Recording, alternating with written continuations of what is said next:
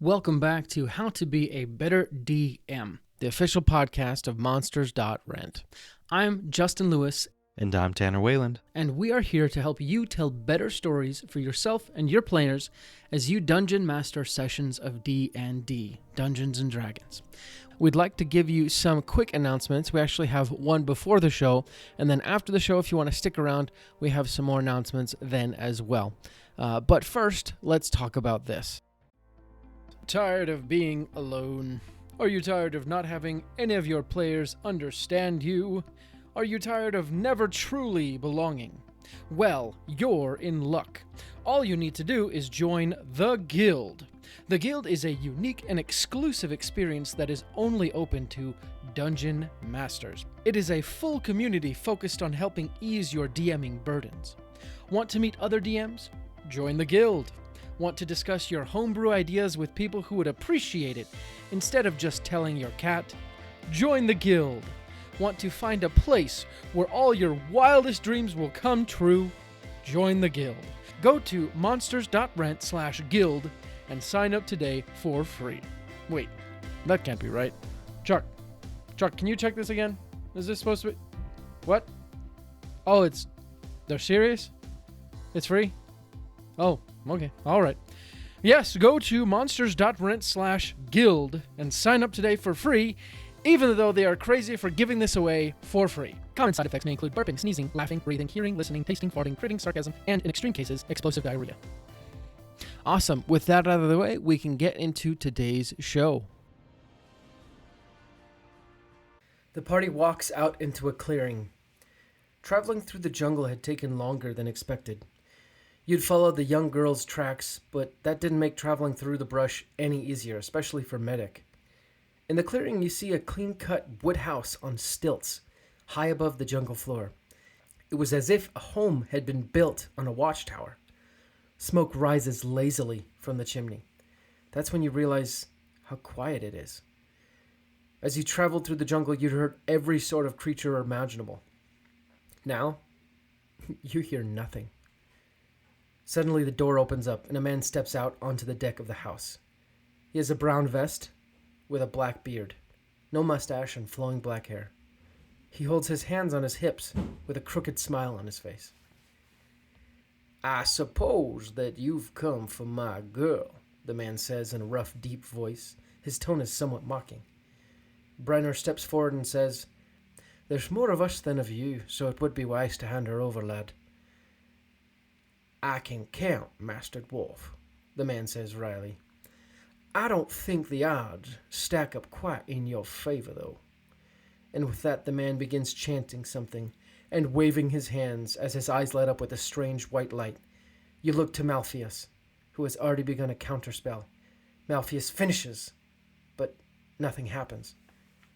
Malpheus tries again, but nothing. The man on the deck smiles and says, "Ho, that won't work on me. I'm a different breed altogether," and then thrusts his hand forward and opens it as you and your companions are assaulted with shards of thick ice. After the barrage, you all stand up and look at each other. What would you like to do? Welcome back to How to Be a Better DM. I'm your host, Justin Lewis, and together you and I will learn how to tell better stories as we DM sessions of Dungeons & Dragons 5e. As I've been making this show and putting out this content, I've realized that it's very possible that you, the listener, no, not you, the other one, no, wait, you, yes, you, the one who is pointing their finger at themselves and mouthing, "Me? Yes, I'm talking to you." You might not be a DM just yet, but you're interested in becoming one. You have one question on your mind. Am I ready to try being a DM? Well, mister, I'm here to tell you yes. Well, mostly yes. I guess the answer is it depends. Number one, you gotta have a desire to try. The first and most important thing you need in order to be ready to try being a dungeon master is simply the desire, nay, the interest in being a dungeon master. Everything else can be developed and acquired.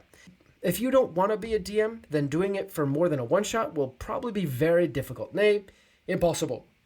If you're listening to this episode and your friend is pressuring you to try being a DM, but you have no real curiosity or interest in doing it, then don't do it. I mean, it's all right to try it, but you don't need to prepare to become a DM. Becoming a DM requires a lot of commitment and a shifu, like me. But seriously, if you don't really care, then don't do it. Number 2, though, in order to be a DM, you gotta explain the rules to someone who's never played. That's something I would recommend. Go find someone who's never played D&D but is open to the idea. If they aren't open, they're likely not going to care about you explaining the rules, so you're just going to waste your time. Find this neophyte to the D&D ways and sit them down and explain how you play. Don't go too in-depth, but just enough to wet their whistle. If the very idea of that scares the living daylight out of you, then you probably got to do some reading, my friend. Essentially, this practice is just kind of a gut check to make sure that you're ready to start explaining some of the rules to people who don't know them. Number 3, you have a good idea. Every great campaign needs twists and surprises. Even if you use a pre-made campaign, you'll still want to add your own flavor to the game. That means you want to be able to create storylines that are interesting. Now, obviously doing that well takes practice. To start off, make sure you have some sort of idea. And what I mean is most DMs at one point or another have been doing dishes or laundry or showering, and then randomly have this bizarre, strange, interesting idea of some sort of campaign to do, or a one-shot or something to make a story more interesting. So have one of those. And the best part is that you can make yourself come up with something. You can force yourself to do that. So if you're struggling, then I'd say do this. Go grab a piece of paper. Number 2, grab a writing utensil. Number 3, write down your favorite fantasy setting. So, for example, Lord of the Rings, Dragonlance, etc.